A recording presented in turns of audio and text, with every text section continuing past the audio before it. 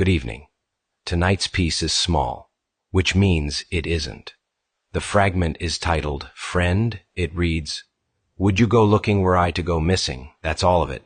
No explanation, no conditions, no promise of return, just a question, and not even a loud one, so let's not rush past it. Friend, there are some questions in this life that arrive wearing disguises. They are small on the outside, 5 or 6 words at most, like this one. But inside them is a terrain, a whole landscape of longing and memory and silence. And this one here, this question, it's not a question like what time is it? It's a test. No, more than that. It's a prayer. Would you go looking were I to go missing? Say it slowly. This is not about misplacing keys or a child wandering off in a grocery store. This is not about a search party in the woods. This is about friendship, but not the kind they print on birthday cards. This is about real friendship, the kind that answers when no one is calling, the kind that knows something is wrong before it's said, the kind that goes, 1. The hidden voice behind the question.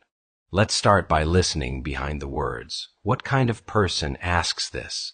Not someone playing games, not someone making conversation, someone who has vanished before, but maybe no one came looking.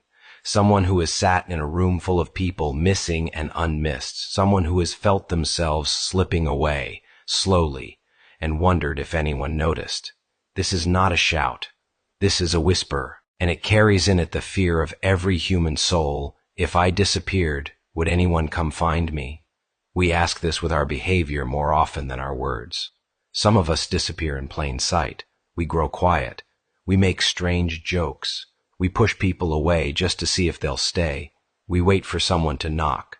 We do not always say, I am missing. We say, I'm fine. And inside, the heart waits to be pursued. 2. What it means to go looking. What does it mean to go looking for someone? It doesn't mean just texting once and giving up. It means noticing that something is gone. It means noticing that someone has left, even if their body remains. People can go missing long before they vanish. They start pulling their light inward. They stop saying what's really going on. They give up trying to be understood. And they begin to retreat. To go looking for someone means being tuned in to the subtle shifts. It means saying, something's off with you, when no one else sees it. It means showing up anyway, even after they say, leave me alone. To go looking means being willing to follow the trail that doesn't want to be found, the kind made of deleted messages, silences, misdirects. You must look past the decoys. You must listen past the laugh.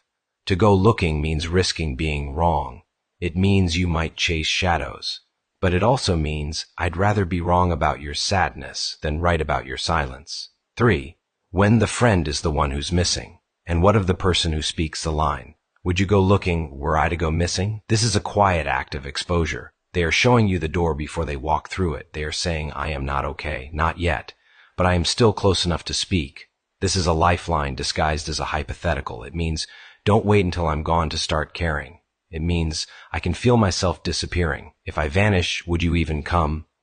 This is the moment, the chance, before the line is cut, before the light goes out, before the bridge burns. And what it asks is simple. Would you notice? Would you move? Would you come? 4. The cost of looking. Now let us speak honestly. To go looking for the missing, it costs something. Time, energy, risk. You may lose sleep. You may make the drive no one else wants to make. You may break the rules of politeness. You may embarrass yourself. You may be told, I didn't ask for help.